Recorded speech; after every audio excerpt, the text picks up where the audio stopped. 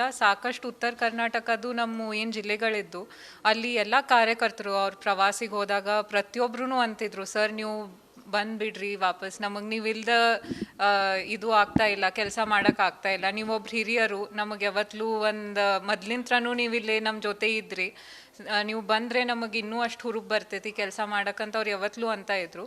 So ಅದೇ ನಿಟ್ಟಿನಲ್ಲಿ ಇವತ್ತು ಸರೂ ಅದೊಂದು ಡಿಸಿಷನ್ ತೊಗೊಂಡಾರೆ. ಹೌದು, ಅವ್ರ ಮೊದ್ಲಿಂತ್ರನೂ ಅವ್ರಿಗೆ ಬಿ ಜೆ ಪಿಯಲ್ಲಿ ಸ್ಥಾನ ಇತ್ತು. ಆಮೇಲೆ ಈಗೂ ಕೂಡ ನಾಯಕರಾಗಲಿ, ಸೆಂಟ್ರಲ್ ಗೌರ್ಮೆಂಟ್ ಆಗಲಿ, ಸ್ಟೇಟ್ ಗೌರ್ಮೆಂಟ್ ಆಗಲಿ, ಎಲ್ಲರೂ ಅವ್ರಿಗೆ ಯಾವತ್ತಲೂ ಸಪೋರ್ಟ್ ಮಾಡ್ತಾ ಬಂದಿದ್ರು, ಇನ್ನು ಮುಂದ್ಮೇಲೆನೂ ಮಾಡ್ತಾರೆ. 7-8 ತಿಂಗಳಿಂದನೇ ಸ್ಟಾರ್ಟ್ ಆಗಿತ್ತು. ಅಂದರೆ ಲೀಡರ್ಸ್ ಅಪ್ರೋಚ್ ಆಗೋದು ಅಂತಲ್ಲ, ಒಟ್ಟು 7-8 ತಿಂಗಳಿಂದ ಭಾಳ ಜನರು ಆ ಒಂದು ಅಪೇಕ್ಷೆ ಪಡ್ತಾಯಿದ್ರು.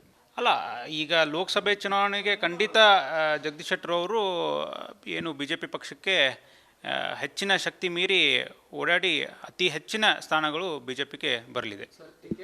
ಸಾಹೇಬರು ಯಾವತ್ತೂ ಯಾವುದೇ ಕಂಡೀಷನ್ ಇಟ್ಕೊಂಡು ಹಂಗೆ ಪಾರ್ಟಿ ಸೇರಿಲ್ಲ.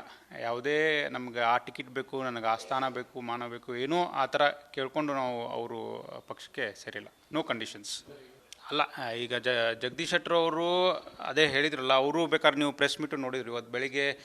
ಅಮಿತ್ ಶಾಜಿ ಅವ್ರನ್ನ ಭೇಟಿಯಾಗಿ, ಇಲ್ಲ ನೀವು ಬಂದರೆ ಒಳ್ಳೆಯದಾಗುತ್ತೆ, ಒಳ್ಳೆಯ ಮಾತುಕತೆ ಆಗಿದೆ ಅಮಿತ್ ಶಾಜಿ ಅವ್ರ ಜೊತೆ. ಆಮೇಲೆ ಪಕ್ಷದಿಂದ ಭಾಳಷ್ಟು ಪ್ರೆಷರ್ ಬಂತು, ಅದಕ್ಕೆ ಜಗದೀಶ್ ಶೆಟ್ಟರ್ ಅವರೇ ಉತ್ತರ ಕೊಡಲಿದ್ದಾರೆ.